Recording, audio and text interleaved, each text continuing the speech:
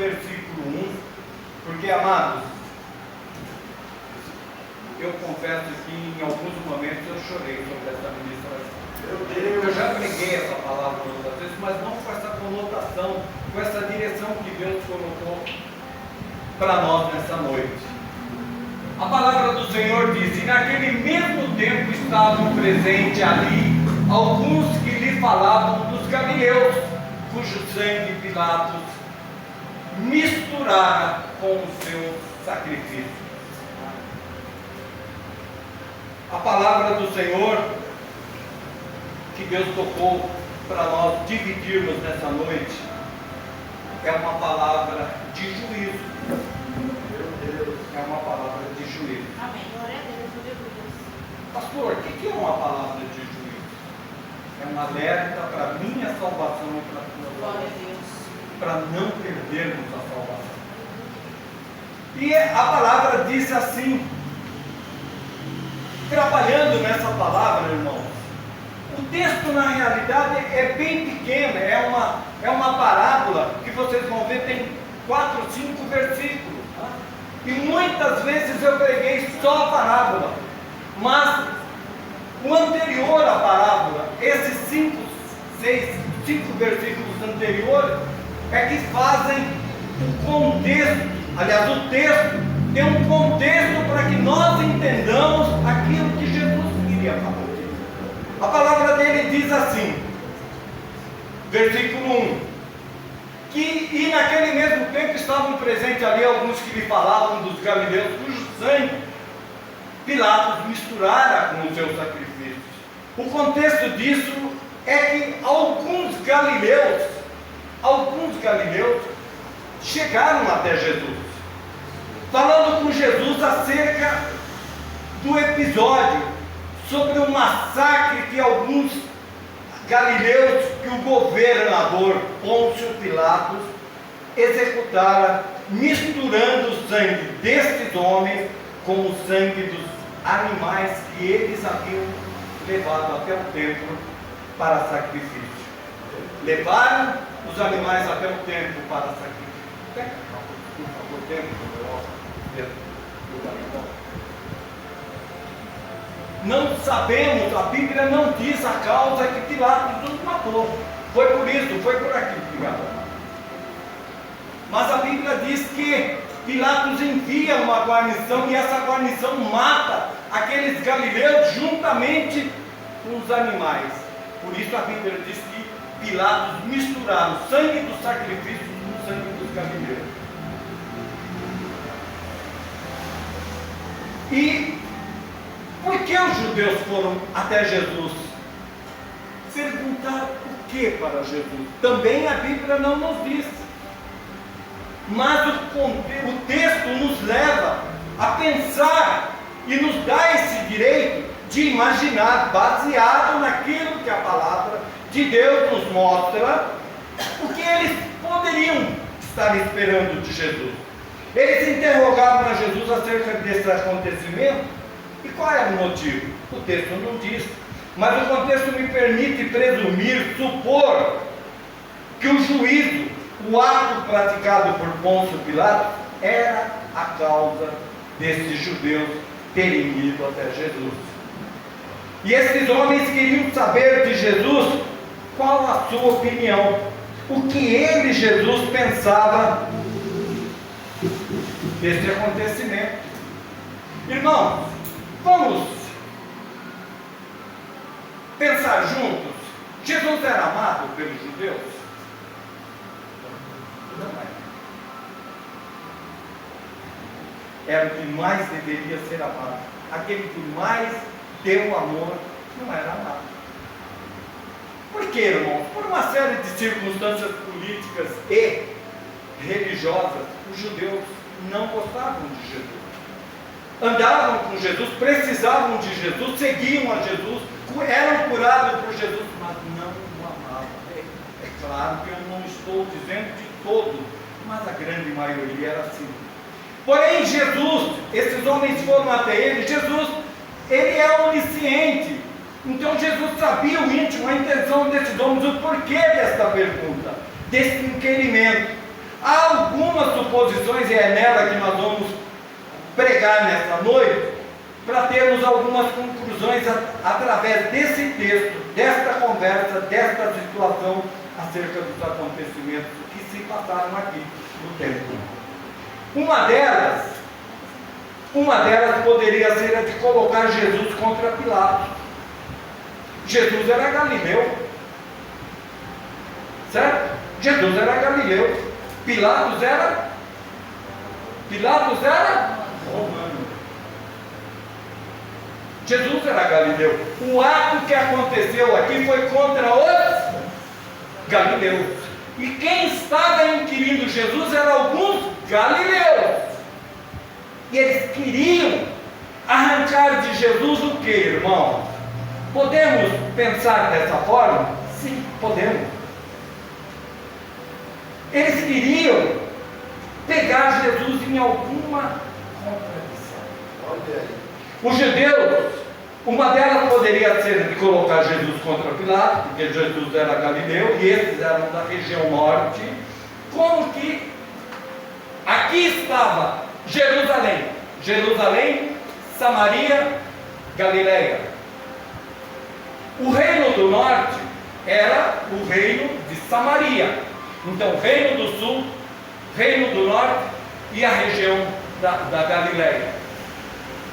Os galileus, também baseados em outro acontecimento, e nós vamos ver já, queriam que Jesus emitisse um pensamento. Olha, esses homens foram mortos por causa disso, esses homens foram mortos por causa daquilo. Para que algum chegasse e falasse: Pilatos, Jesus falou isso. Ah, é? Prendam-no, matem-no. E esses judeus que foram até Jesus torciam para Jesus dar a sua opinião contrária a esta barbárie, e sendo assim, Pilatos poderia dar a ele o mesmo destino dos galileus mortos. Eles esperavam da parte de Jesus um juízo, uma opinião, um pensamento, uma crítica. Enfim, uma crítica, enfim. Mas podemos conjecturar e presumir que esses homens tivessem uma outra opinião acerca desse assunto, vindo até ele, Jesus, alertá-lo. Senhor,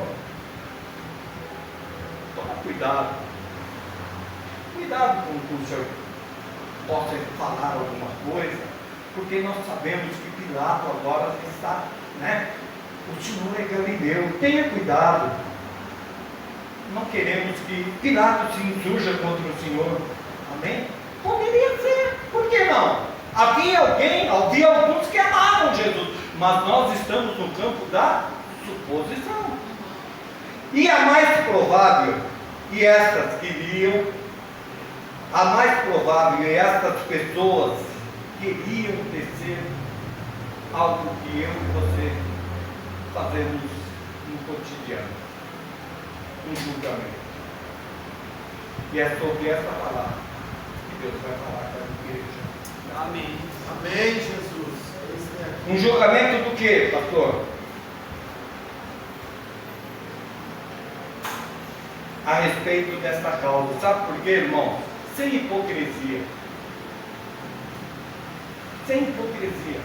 Eu e você temos esse triste hábito, esse triste defeito de julgar o outro. É verdade. Eita Deus. Um Deus onisciente olha para aqueles homens e vê que eles queriam um julgamento como eu e você. Aliás, nesse julgamento eles não tinham o quê? Uma autocrítica. Nós queremos saber sempre sobre a culpa dos outros, porque tal coisa lhes acontecera. Enfim, queriam julgar, achar, especular a culpa daqueles acontecimentos. Ainda hoje nós fazemos isso. Quando ocorre uma tragédia, um terremoto, um tsunami, uma guerra, uma epidemia, como a pandemia que nos tomou milhares e milhares de vidas, nós tecemos um comentário. Somos tristes, mas somos pecadores e fazemos isso, Tiago. É verdade. Por que fulano morreu? Você viu? Fulano morreu, mas nós estamos aqui.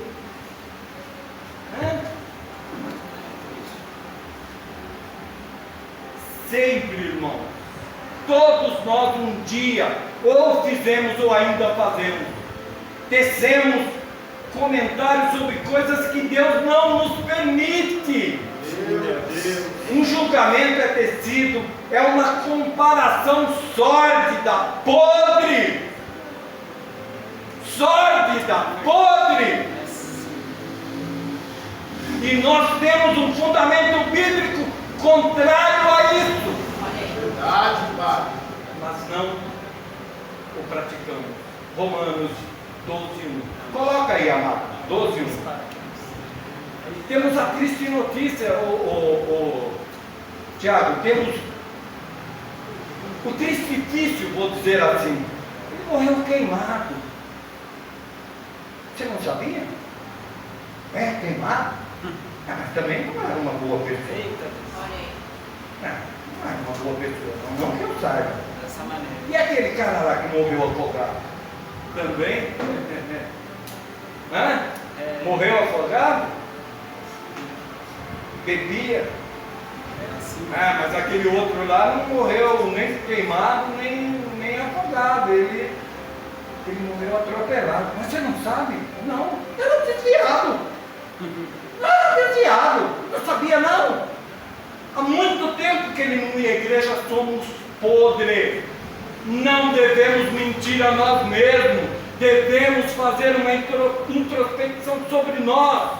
Nós fazemos isso e não agradamos a Deus. É verdade, Pai.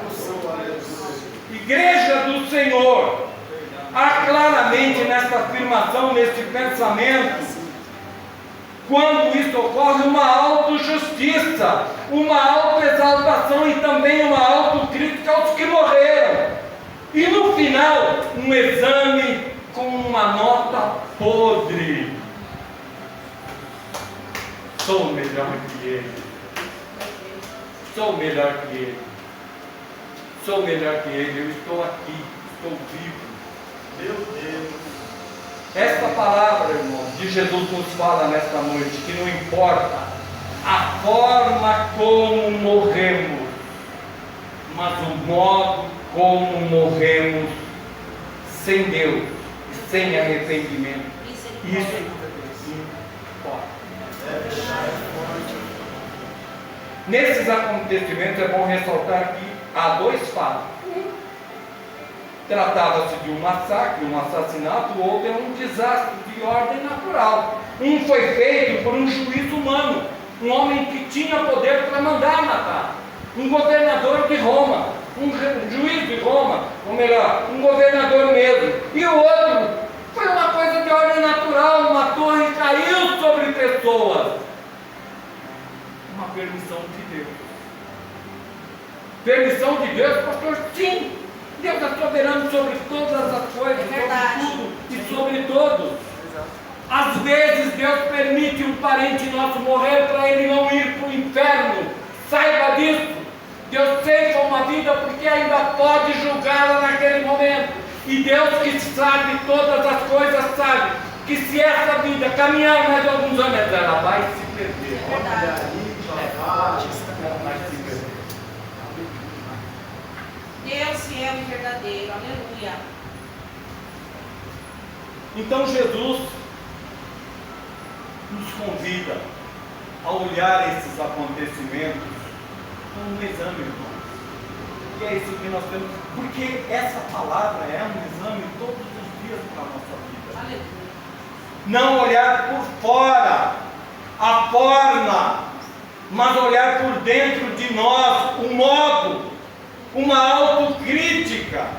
João Batista pregava isso: arrependei-vos, é do chegado o reino dos céus. Aleluia. E eu vou fazer mais uma pergunta. E se fosse eu? E se fosse você?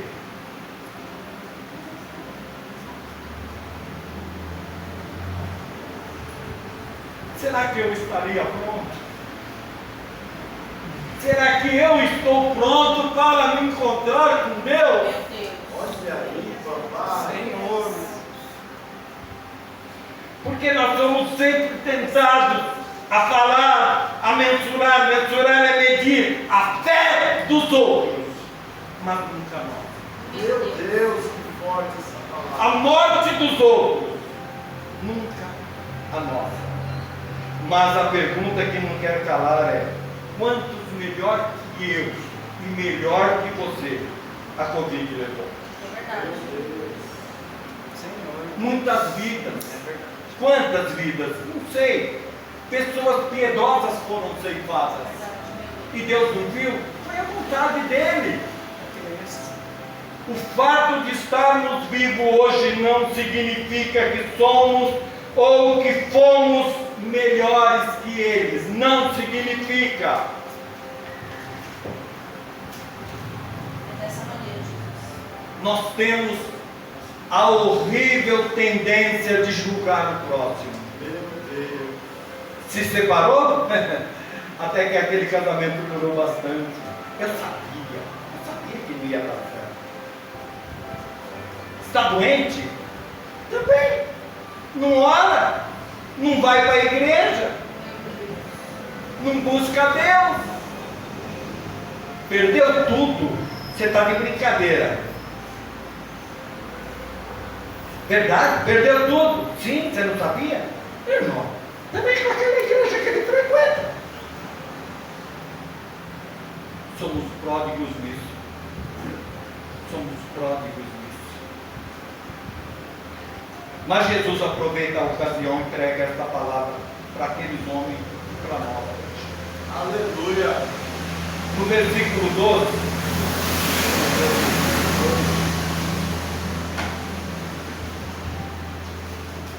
Põe o versículo 2, por favor.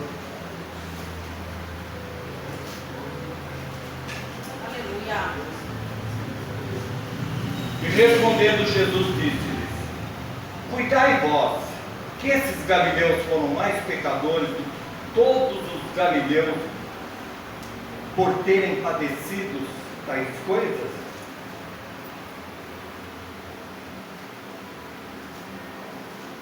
Versículo de número 3. Não. Vou repetir. Não. Quem está falando? Jesus. Não. Eu vos digo, antes, se não vos arrependerdes, todos, de igual modo perecereis. Quando a Bíblia fala em perecer, muitos de nós temos a consciência de que perecer é morrer. Sim, de uma certa forma, quem perece morreu. Mas quando a Bíblia fala perecer, é no sentido de morrer sem Deus. Morrer sem Deus é perecer, aqui no caso. Não use a tragédia da vida do outro para julgar o outro. Tome a tragédia da vida do outro para julgar a si mesmo. Meu Deus. Por que tem que ser assim? Porque a palavra está dizendo: se eu não me arrepender, igualmente perecerei. Meu Deus.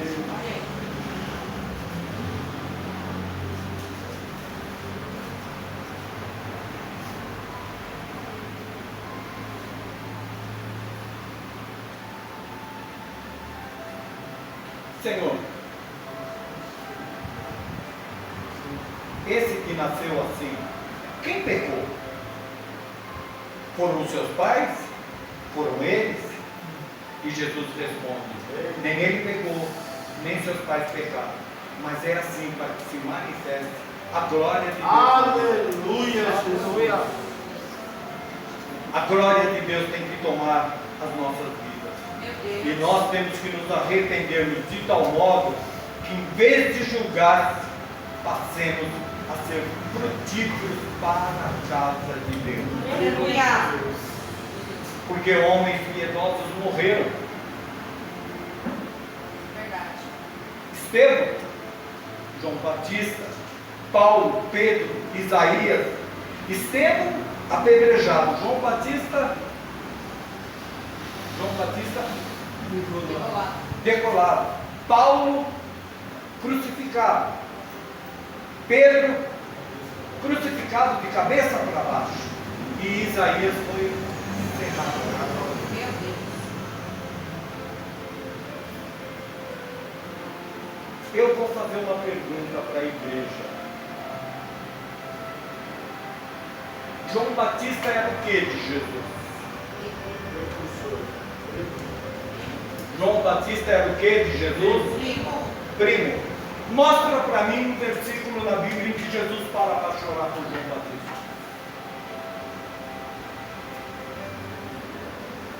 Pastor, aonde o senhor quer chegar? Como que João Batista morreu? Mas como ele morreu? Com Deus. Salvo.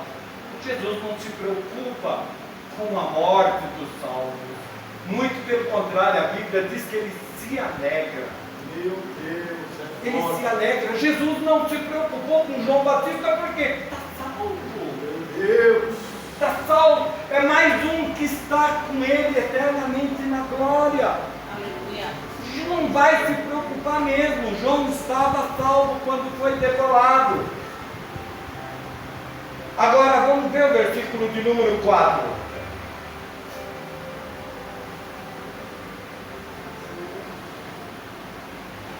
Jesus faz uma pergunta. E aqueles 18 sobre os quais caiu a torre de Siloé e os matou? Cuidai vós que foram mais culpados do que todos quantos homens habitam em Jerusalém? E Jesus enfatiza que não há diferença na forma. Veja o time. Não! Ele novamente falando, não vos digo antes, se vos não arrependerdes, todos de igual modo perecereis. Ele volta a negar a forma e nos dizer de que modo seremos culpados ou não. Morrermos, irmãos, pelo amor de Deus, entendam o que eu vou falar. Não é preocupação de Jesus. Não é preocupação de Deus. Ele está preocupando-se com a forma como eu posso. Sem Deus, culpado, sem arrependimento. Meu Deus. Antes de entrarmos na parábola, eu gostaria de deixar mais uma coisa que Deus tocou no nosso coração. Se a gente continuar a olhar por essa palavra, Deus começa a se revelar de uma tal forma que nós não tem fim, porque Deus se preocupa com a minha vida, com a sua vida. Ele quer nos salvar. Aleluia. Ele quer nos ver aonde nós estamos falhando para não perdermos a salvação. Oh, aleluia, obrigado, Deus, que misericórdia. E o que essa palavra de juízo nos mostra é que a pior circunstância que pode nos acontecer nesta vida é vivermos a vida sem parar para fazer uma autocrítica, uma reflexão. Como que eu estou vivendo? Eu tenho de nascer de novo. Eu tenho de nascer de novo. Aleluia. Eu tenho de fazer uma reflexão, de buscar no profundo, sinceramente, um real arrependimento. Eu tenho que entender se o que eu estou fazendo, vivendo ou deixando de viver é errado, é certo, é da vontade de Deus. Será que eu sinto tristezas pelos julgamentos que eu já fiz e que faço? Meu Deus. Será que eu tenho arrependimento? É uma tristeza segundo a palavra de Deus, porque a palavra me constrange, ou é apenas um pequeno remorso? Olha aí. Ninguém deu glória a Deus até agora. Meu Deus. Ninguém. E essa palavra, irmão, é para mim e para você, para nos salvar. Glória a Deus. Glória a Deus, graças a Deus. Obrigada, Senhor. Aleluia.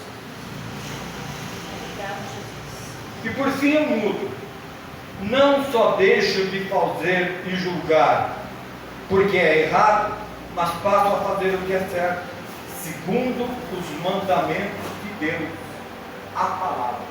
Conhecereis a verdade, e a verdade vos libertará. Amém. Se isto acontecer, se isto não acontecer, é perecimento, é morte sem Deus.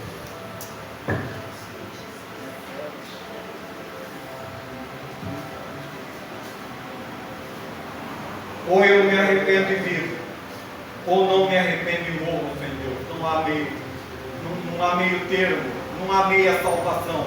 Ou eu sou salvo ou não serei salvo.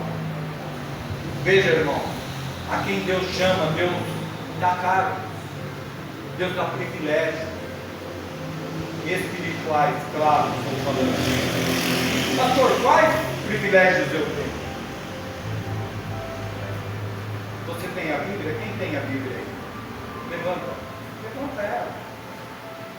Você tem ela na sua mão? Você tem ela na sua casa? Você tem ela na sua boca, que é o que nós chamamos de vernáculo, né, professora? É o vernáculo, né? É isso? Tudo que Deus quer que nós sejamos está. Aleluia. Glória a Deus. Tudo que Deus quer que eu seja e faça está. Nesse mesmo raciocínio eu faço uma pergunta. Você tem uma igreja? Aleluia. Depois eu pego. Fechado. Obrigado. Você tem um pastor? Você tem pastores? Não se ofenda não, porque eu também julgo meus pastores. Você valoriza isso? Você tem o Espírito Santo. Você tem o consolo dele, você tem a direção dele, você tem o ensino dele. Jesus está dizendo que você tem privilégio. Aleluia. Agora, nós vamos orar. Glória a Deus. Exaltado e glorificado seja o nome do Senhor. Eu vou ler. João, de 6 a 9. E dizia esta parábola: certo homem tinha uma figueira plantada na sua vinha, e foi procurar nela fruto, não o achando. E disse ao vinhateiro: eis que há 3 anos venho procurar fruto nesta figueira, não o acho. Corta-a, porque ainda ocupa a terra inutilmente. E respondendo ele, disse: Senhor, deixa este ano, até que eu a escave, até que eu a externo. E se der fruto, ficará. Meu Deus. E se não, depois a mandarás cortar. Jesus está falando disso. Jesus está falando de você, irmão. Obrigado, meu Deus. Irmão, Infinita versículo misericórdia. de número 6. Certo homem, Deus, simbolizado aqui por um certo homem, dono da agricultura, dono de um país, porque a vinha simboliza o país, e ele vai plantar uma figueira no meio de uma vinha. Eu amo tanto a palavra de Deus que qualquer coisa que pela misericórdia ele se revela a mim, eu fico grato. Por que ele tinha que plantar uma figueira no meio da vinha? Porque é o local em que ela mais recebe nutrientes. é o local onde ela alimenta mais também. Olha. Alguém É forte. se lembra da morte de Jesus? Sim. O que tinha a direita e a esquerda? Ladrões. Ele tinha sangue. Oh Deus, é forte. Jesus. Aleluia. Que lindo. Não o achando, e disse ao vinhateiro. O vinhateiro aqui literalmente é simbolizado como Jesus. Quantos anos Jesus esteve na terra? Quase 4. Ele está falando exatamente do tempo que Jesus esteve na terra, pregando o Evangelho, curando, libertando, fazendo tudo. Houve fruto de Israel? Não. Alguém se arrependeu? Não. Alguém se rendeu a Jesus? Não. E Deus chega e fala literalmente para Israel: corta essa árvore. Corta essa árvore. E essa árvore foi cortada. Depois é outra história. Você está no lugar dessa árvore. Olha aí. Você está, eu estou, pela misericórdia de Deus. Veja aqui, o 7.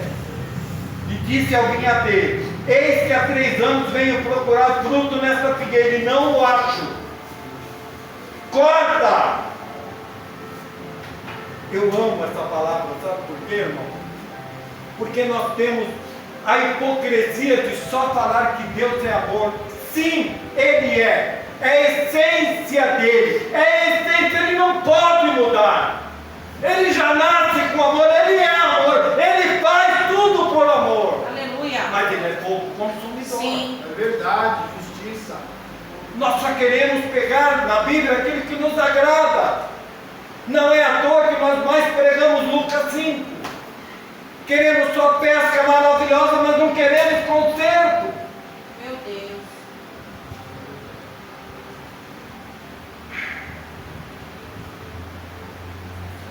Trata do Senhor. E disse ao vinhateiro: eis que há 3 anos venho procurar fruto nesta figueira e não a acho. Corta, porque ainda ocupa a terra inutilmente. Deus nos deu uma vida para frutificar. Olha aí. Aleluia. E respondendo ele disse: irmãos, eu já sou chorão por natureza. Mas quando eu lia isso, eu me derramei. Respondendo ele disse: Senhor, deixa este ano. Nós sabemos que já haviam se passado os 3 anos de Jesus na terra. Ele não cumpriu mais um ano, não chegou a cumprir. Até que eu escaldo e espero. E se não der fruto, ficará.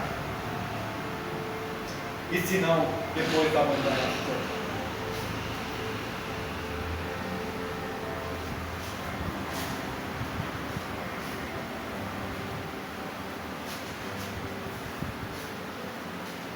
Aleluia, Jesus. Estou terminando. Louvado seja Deus. Aleluia. Aleluia, Jesus. Santo Deus. Fiel e verdadeiro é o Tu Senhor. és lindo, Pai. Aleluia.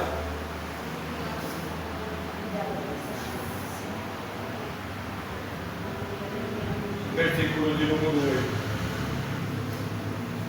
E respondendo ele, disse: Senhor, deixa este ano até que eu escape e a esperança. Jesus é E eu Deus. escapo. Obrigado, Jesus. Deus está trabalhando por nós. Aleluia. Verdade. Eu creio, Pai, nesta Obrigado, palavra, Senhor. Tua misericórdia, Senhor. Eu coloco estrume, Deus. Deus está preocupado com que tipo de alimentação nós temos recebido. Porque nós sabemos que o estrume é o melhor ingrediente para a árvore, de nutrientes. Aqui, claro, simbolizando a palavra, o Espírito, o cuidado, o amor. Tudo que Deus tem para nossas vidas. Senhor, deixa que eu vou escavar, eu vou colocar estrume.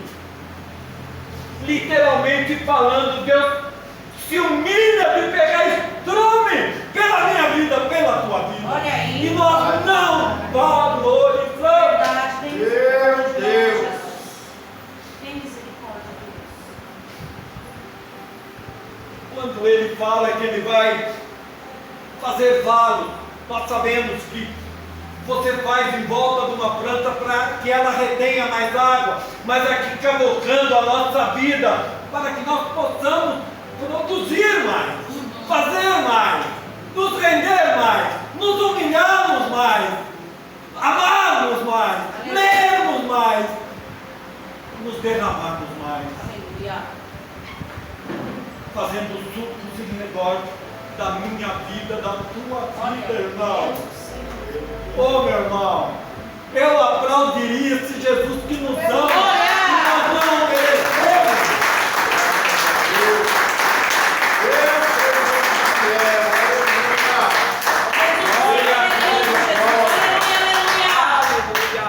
Escavando, nos alimentando para que possamos produzir.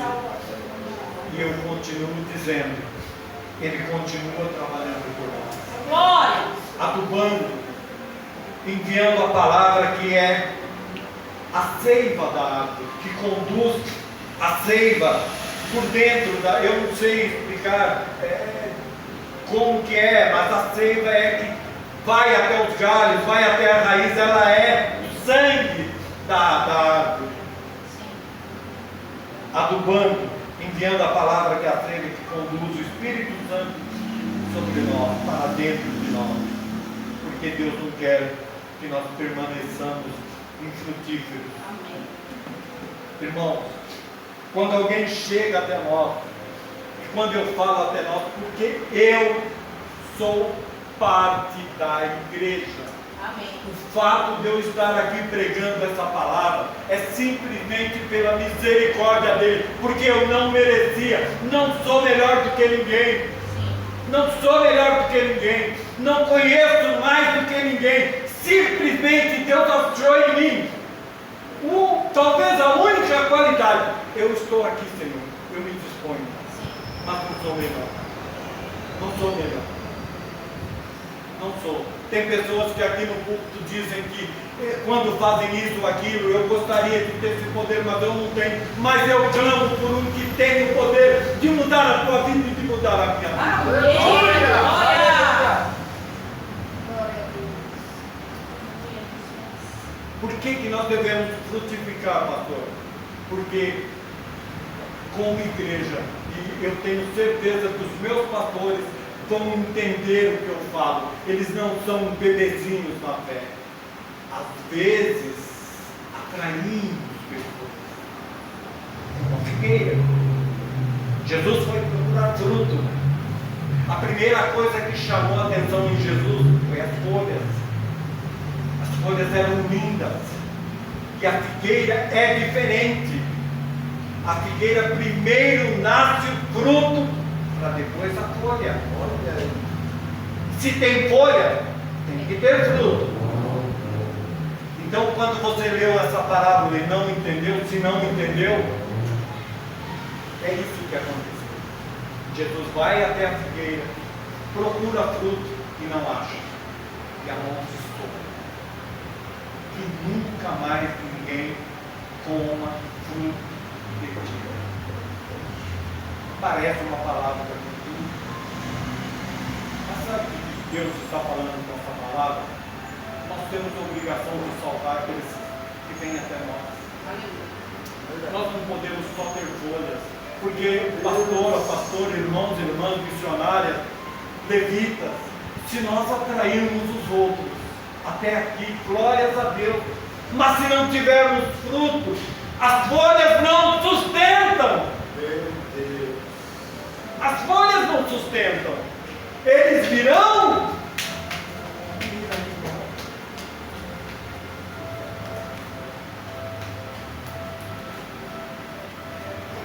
Às vezes, no nosso cotidiano, na nossa vida, até atraímos as pessoas.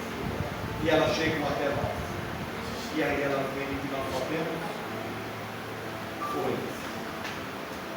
Tem misericórdia.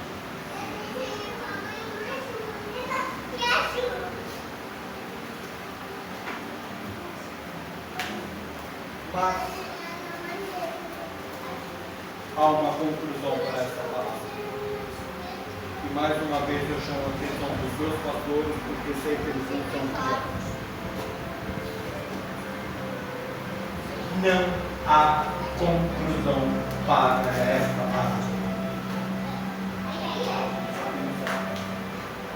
Sabe por que não há? Porque a senhora ainda está aqui. A senhora tem que frutificar. Eu estou aqui. Eu tenho que frutificar. Tiago, Daiane, pastor, pastoras, irmãs. Por isso, para nós, essa palavra não termina. Nós estamos aqui, nós temos que frutificar para que os que vierem aqui encontrem alimento, encontrem a seiva do Senhor, encontrem salvação. Por isso eu digo para você, vamos continuar buscando a vontade de Deus, porque só Ele é que pode nos transformar, só Ele que pode nos fazer frutíferos. E qualquer um de nós, todos nós, temos, como diz a palavra foi dita, nós temos privilégios que Deus chama. Nós temos que achar esse privilégio, buscarmos em Deus. Senhor, por que eu estou aqui? Por quê?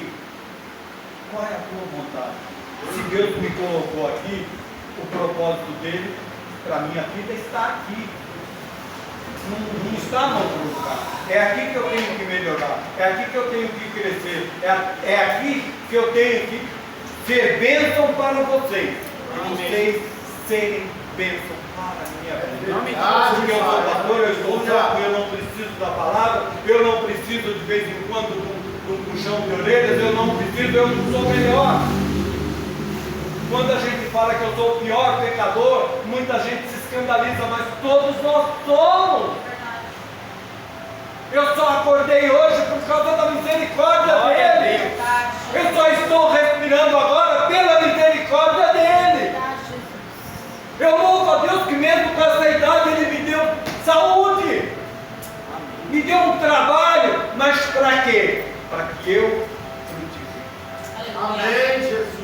Deus não nos plantou aqui para que dessemos frutos.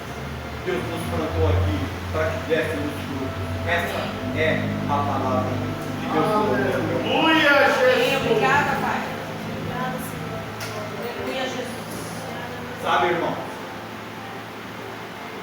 Graças a Deus, porque terminamos um tempo. Eu falei que o pastor não vai me chamar a atenção.